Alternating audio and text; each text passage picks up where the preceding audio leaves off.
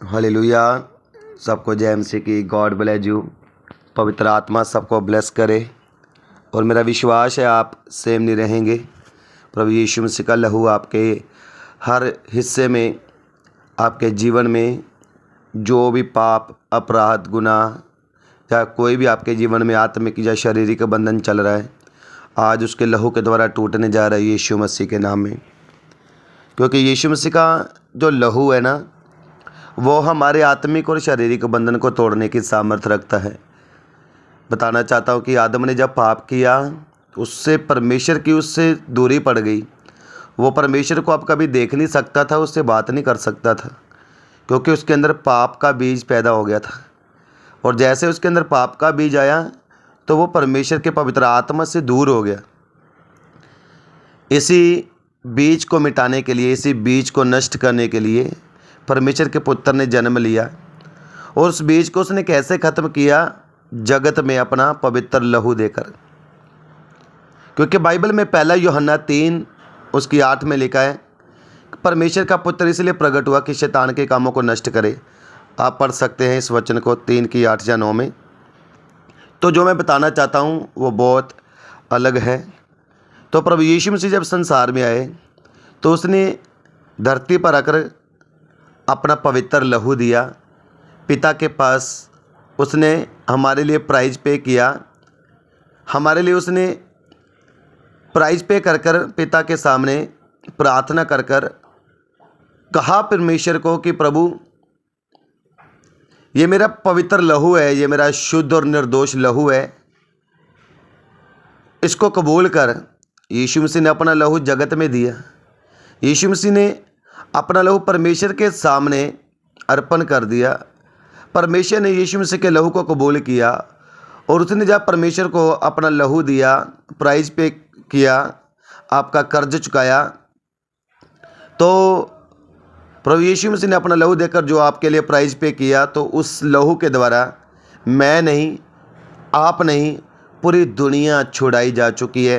पूरी दुनिया उस मौत से, उस नरक की मौत से छुड़ाई जा चुकी है जिस मौत को पूरी दुनिया ग्रहण करने वाली थी, जिस मौत को पूरी दुनिया लेने वाली थी, वो थी नरक की मौत।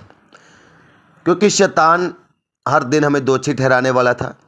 शैतान दोषी ठहराकर परमेश्वर के सामने कहने वाला था, ये बंदा पापी है, इसने ये पाप किया है, ये बंदा पापी है, उसने वो पाप किया है, ये बंदा अपराधी है, गुनहगार है, इसने ये पाप किया है, ये अपराधी है, इसने ये अपराध किया है।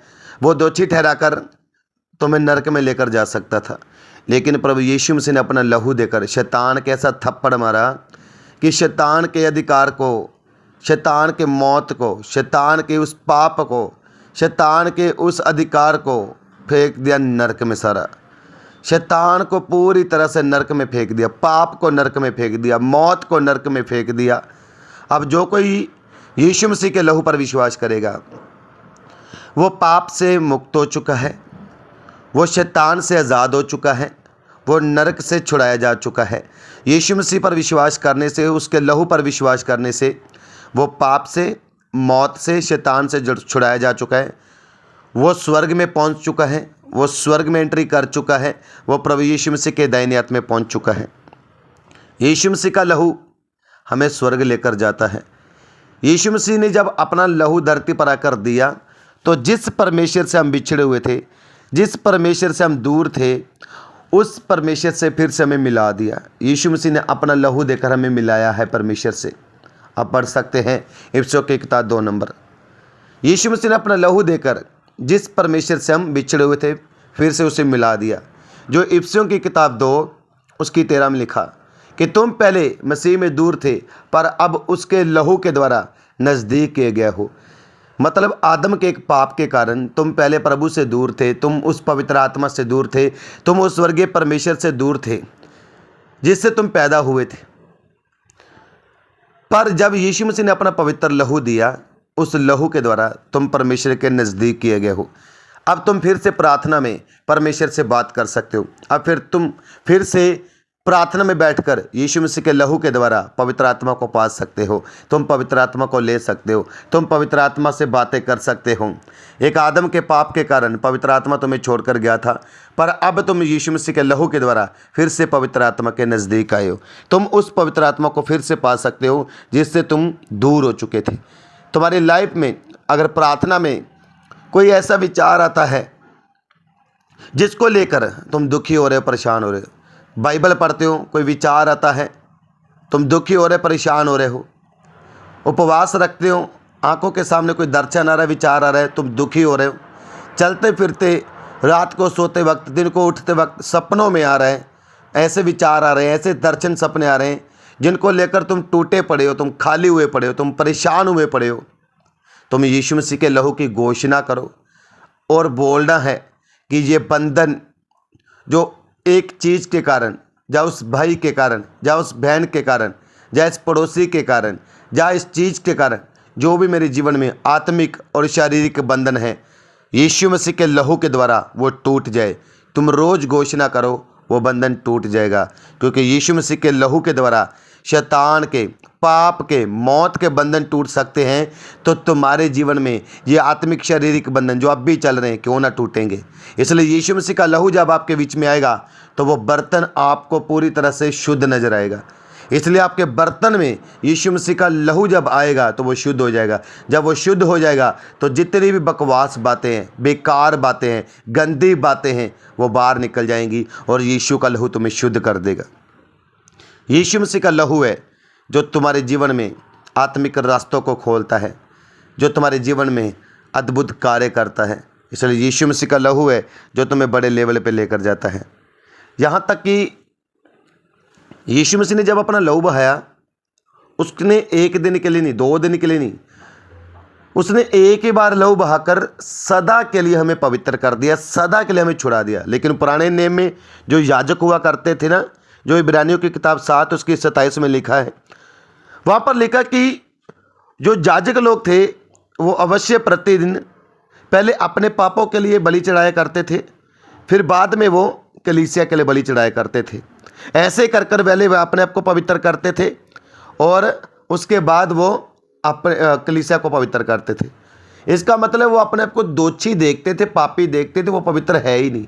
पर यीशु मसीह ने अपने अंदर कोई पाप नहीं देखा। यीशु मसीह निर्दोष मेमना है, जो पतरस 1 उसकी 19 में लिखा है, वह निष्कलंक और निर्दोष परमेश्वर का मेमना है।